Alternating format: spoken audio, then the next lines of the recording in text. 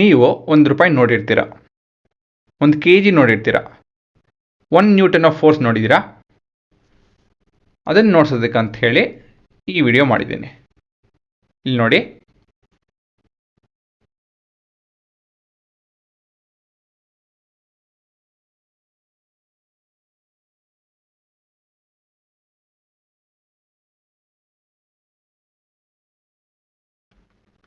ಈ ತೂಕ ಇದೆಯಲ್ಲ, ಈ ತೂಕ ಇಟ್ಸ್ ಎಕ್ಸರ್ಟಿಂಗ್ 1 ನ್ಯೂಟನ್ ಆಫ್ ಫೋರ್ಸ್ ಅಂತ ಹೇಳಿ ಹೇಳ್ಬೋದು.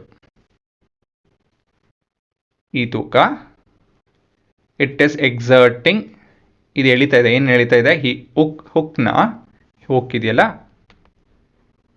ಈ ಹುಕ್ನ ಎಳಿತಾ ಇದೆ. ಎಷ್ಟು ಫೋರ್ಸಿಂದ? With a force of 1 newton. ಸರಿನಾ? How much force does a person need to jump up the air?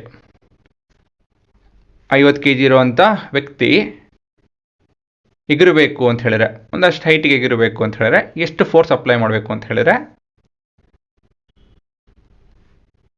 50 kg ಅಂತ ಹೇಳಿದ್ರೆ ಹತ್ತತ್ರ 500 ನ್ಯೂಟನ್ ಫೋರ್ಸ್ ಗ್ರಾವಿಟಿ ಎಳಿತಾ ಇರುತ್ತೆ.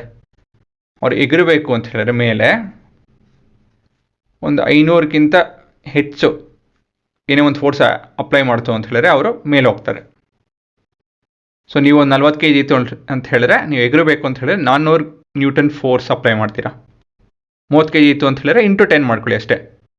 35 ಇತ್ತು ಅಂತ ಹೇಳಿದ್ರೆ 350 kg ತೂಕ ಅಪ್ಲೈ ಮಾಡ್ತೀರಾ, ಫೋರ್ಸ್ ಅಪ್ಲೈ ಮಾಡ್ತೀರಾ ಹಿಂಗೆ ಮೇಲ್ಗಡೆ ಹೋಗಬೇಕು ಅಂತ ಹೇಳಿದ್ರೆ.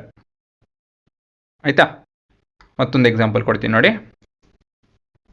ಅ cargo plane with jumbo jet, all 4 engine together provides thrust of about 5 lakh Newton.